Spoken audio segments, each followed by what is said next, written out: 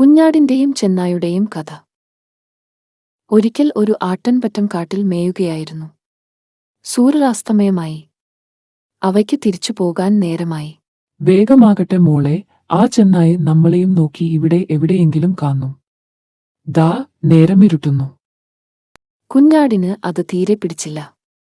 അതു പറഞ്ഞു, നോക്കമ്മേ, എനിക്ക് എന്നെ നോക്കാനുള്ള പ്രായമായില്ലേ? കണ്ടില്ലേ എന്റെ കൊമ്പുകൾ എത്ര വലുതായി. അമ്മ പോയിക്കോ, ഞാൻ കുറച്ചു കഴിഞ്ഞു വരാം. കുഞ്ഞാട് തീറ്റി തുടർന്നു. മറ്റെല്ലാ ആടുകളും പോയി. ഇരുട്ടും വരുന്നു തുടങ്ങി. കുഞ്ഞാടിനു പേടിയായി. അമ്മേ! കുഞ്ഞാട് പേടിച്ചു വിളിച്ചു. അത് വീട്ടിലേക്ക് ഓടാൻ തുടങ്ങി. പക്ഷേ അതാ ചെന്നായ് തൊട്ടുമുന്നിൽ. അല്ല കുഞ്ഞാടെ, നീയെന്താ ഇവിടെ ഈ കാട്ടിൽ തനിച്ച്? അത് ഞാൻ വീട്ടിൽ പോട്ടെ. അതിനെന്താ, പോകാമല്ലോ. എന്റെ ഭക്ഷണം കഴിഞ്ഞിട്ട് പോയിക്കോ. എന്റെ ഭക്ഷണം നീയാണ് കേട്ടോ. കുഞ്ഞാട് ഒന്നാലോചിച്ചു. എന്നിട്ടു പറഞ്ഞു, ചെന്നായ് ചേട്ടാ, നിങ്ങൾ എന്നെ കൊല്ലാൻ പോകുകയല്ലേ?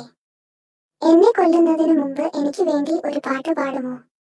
ഞാനും പാടാം. ജീവിച്ചിരിക്കുന്ന കാലത്തോളം സന്തോഷമായിരിക്കാമല്ലോ, എന്നിട്ട് മരിക്കാം. നിന്റെ അവസാനത്തെ ആഗ്രഹമല്ലേ, ഞാൻ പാടാം. ചെന്നായ് പാടാൻ തുടങ്ങി. ഒപ്പം കുഞ്ഞാടും. അത് പാട്ടിനൊത്ത് ചാടിത്തുള്ളി. കുഞ്ഞാടിനെ കാണാഞ്ഞ് അന്വേഷിച്ചു വന്ന ആട്ടിടയൻ ആ പാട്ടു കേട്ടു. അത് അയാൾക്ക് പരിചയമുള്ള ശബ്ദമാണ്. ചെന്നായ് പാടുന്നു. ഒപ്പം കുഞ്ഞാടിന്റെ ശബ്ദവും. അയാൾ അങ്ങോട്ടേക്കോടി.